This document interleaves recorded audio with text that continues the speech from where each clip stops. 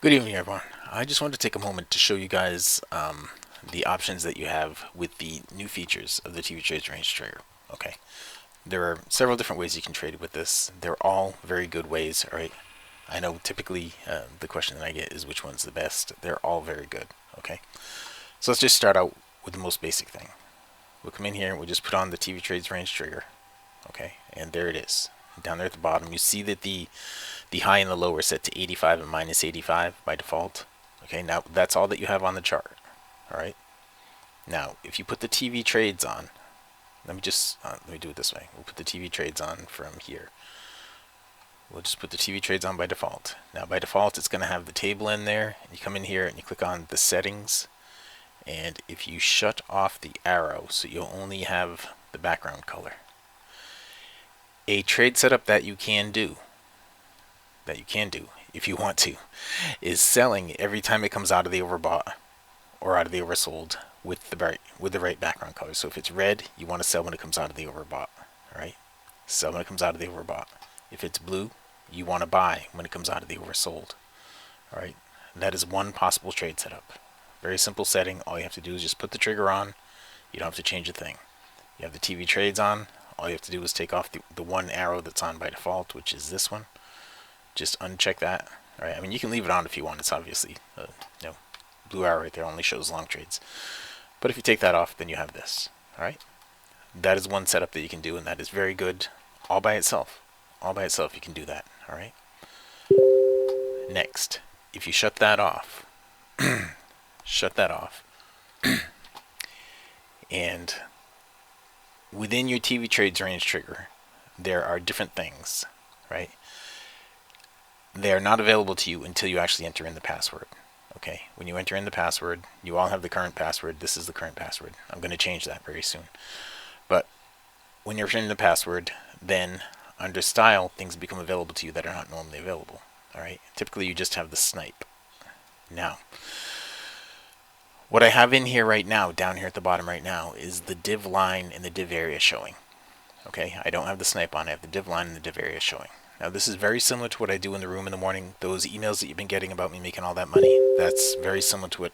This is almost the same thing. All right, this actually approaches the overbought and oversold a little slower, and you'll notice on this, the overbought and oversold lines are at 65 and minus 65, so it's a little bit different. Okay, just a little bit different. They're at 65 and minus 65, and in this case, when it goes into the overbought, you're going to sell the open of the next bar. Okay, when it goes into the overbought is when you sell the open of the next bar. When it goes into the oversold is when you buy the open of the next bar. Okay, like right here, this just happened tonight. It went into the oversold right here. You buy the open of the next bar. Now you want to see the divergence. You want to see the black separated from the red like this, just like it is. You want to see the black separated from the red. Okay, you buy the open of the next bar. All right. That's what you're looking for. Up here, it went into the overbought. You sell the open of the next bar. This is the thing that I'm doing in the morning. No, it's very similar to the thing that I'm doing in the morning. This is actually a little bit better, but you sell the open of the next bar like that. Okay, sell the open of the next bar. When it goes into the overbought and you don't have the red, sell the open of the next bar. Right here, it goes into the overbought and you don't have the red, sell the open of the next bar. Okay, that's it. Very simple trade setup. All right. Okay, so now let's go in here and we'll look at one more trade setup. Okay, if you shut that off and you shut that off and you just put the snipe on with the colors, now that changes the bar colors and it gives you the bar colors down here. Now that is very good also. Okay, that is very good also, but you'll also notice that these lines here, they need to go up to 90. Okay, for this they need to go to 90. So not there, I'm sorry, right here, you set them to 90. Okay, 90 there and 90 here. Okay, so now when it goes into the overbought, or it goes into the oversold, it's very similar to the other one, except in here you don't have the area that's covered, that's shaded. All right, it's looking at some other things at the same time, but it shows black, like a black bar, and black on the line down here when it goes into the overbought or when it goes into the oversold. If it shows red, then that's usually going to be a higher probability trade setup. The same thing, it's going into the overbought or it's going into the oversold. But that is all you have to look at for that, right? If it's green, goes into the overbought, you buy the open of the next bar. If it's red, goes into the overbought, you sell the open of the next bar. Red goes into the overbought, you sell the open of the next bar. Red goes into the overbought, this one didn't work out. Green goes into the oversold, that one didn't work out.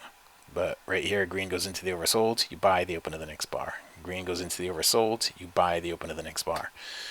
Now, my stop on this, this is just a 7 range ES, but if I were doing it on a 50 range NQ, my stop on the 50 range NQ, I have a 60 tick stop with a 75 tick target. All right, on a 7 range ES, I have a 10 tick stop with a 30 tick target. Now, I typically exit my trades with a trailing stop except for the NQ. I get a lot of the full target on the NQ, but the other markets I typically end with a trailing stop. Okay, those are the trade setups. Now you can go in here and mess with it a little bit and throw the div area on top of this, and then only do the ones that are divergent. Only the ones that separate like this. Okay, I think you're going to find that those are where the colors are usually anyway.